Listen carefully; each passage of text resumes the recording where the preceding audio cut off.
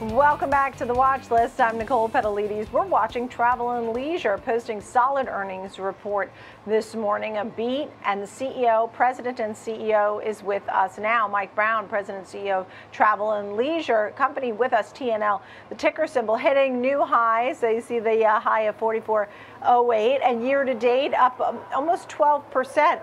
You say that demand and excitement for travel is at historical highs. How is that possible? Nobody's worried about anything?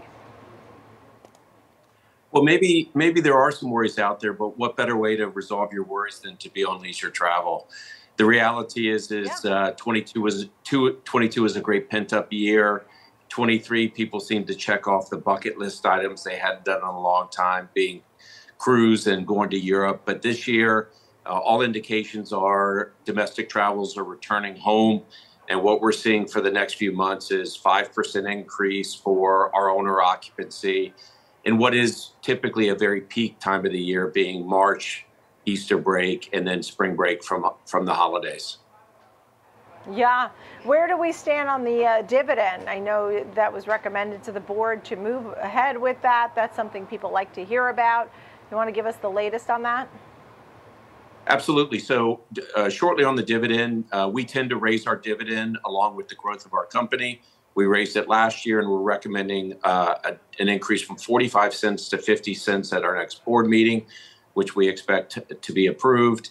I think more broadly, when you look at last year's return of capital, we were able to buy back 10% of our shares, pay that dividend of 45 cents per share.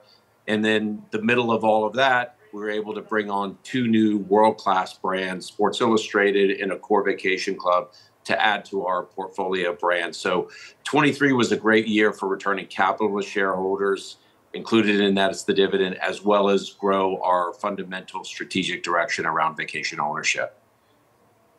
Yeah, look, I mean, everybody loves to check out vacations. According to the searches, you were saying beach, theme parks, mountain skiing, city, golf. Those were some of the things people were looking for. What are some of the top destinations or places that people have been eyeing? All of our top destinations for the first half of 2024 are in Florida. The beach destinations in Florida are fantastic. Obviously, we have the world's best theme parks as well. You attach to that some other more regional destinations in the Wisconsin Dells and even Daytona Beach. Just had the Daytona 500. And then the last macro market that we're seeing a lot of demand in the first half of this year is Las Vegas. They just had the Super Bowl, March Madness coming up. So Orlando and Las Vegas, no surprises as travel returns to the U.S. from a big international year last year. It's the big cities and popping into the Sun Belt regional markets. Timeshare demand, that's back, huh? It is back, and it seems to have always been there. It's just the dynamic of the space has changed dramatically. Nearly 80% of the industry sales now are from branded companies. Take our own company, Windom, Sports Illustrated, Margaritaville, and now Accor. People want to, on a macro basis, travel in space that's more than 300 square foot. I've got a family of four, and there's a lot less stress and anxiety when you've got a room to go to and change and shower and come outside for dinner afterwards. It's just a better way to vacation. And I think whether it's vacation rentals or vacation ownership, that's where the macro trends are going. We just happen to be in branded space. With a name you can trust, as well as tremendous value, because nearly 80% of our owners have already paid for their timeshare, which means when they're going on vacation, they've got a lot more discretionary dollars to spend. Yeah, that's a good thing. Windom, one of your brands, has been pairing up to open new hotel brands, new properties. That's part of the story, too, to continue the expansion, right? It absolutely is. And Windom has been a phenomenal partner for us for many, many years. We separated as two public companies in 2017. And as that hotel brand grows, that just inures to our benefit because as people stay and are more loyal to the Windom hotel brands, and they have, dozens or plenty of great hotel brands, those people develop an affinity to the Windom name, and ultimately they come over and spend their leisure dollars with us. And the same we see in the Margaritaville space. And as we move forward with more brands, it's the affinity purchase that really matters to people, a name they can trust. Yeah, I love hearing about the sentiment, and that consumer sentiment seems to be improving despite the debt that a lot of folks have on the credit cards. I mean, people don't seem to mind debt the way our parents did, for example. That they feel comfortable, that they have a job, that they'll be able to pay for that. Is that right? Tell me more about sentiment. Well, I think two things. And first of all, University of Michigan consumer sentiment that just came out is at the highest level since June of 2021. So you're right, as we head into the remainder of 2024, the starting point is at record highs. I think the other phenomenon that's going on now is when people went through the pandemic, there was a greater realization about what they missed of being together with people on their leisure time.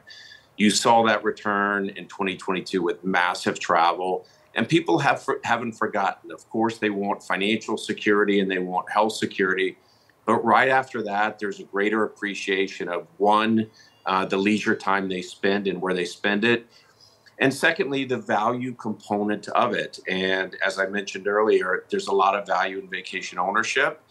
And with the new, I think the newest trend of vacationing or working from anywhere, it's just a lot easier to spend the extra day where you're vacationing or spending the weekend, work from the kitchen table of a vacation club unit that may be 1,000 square feet. And it's okay nowadays, whereas before in the office paradigm being Monday to Friday, that wasn't possible. So our resorts really fit into that new macro trend.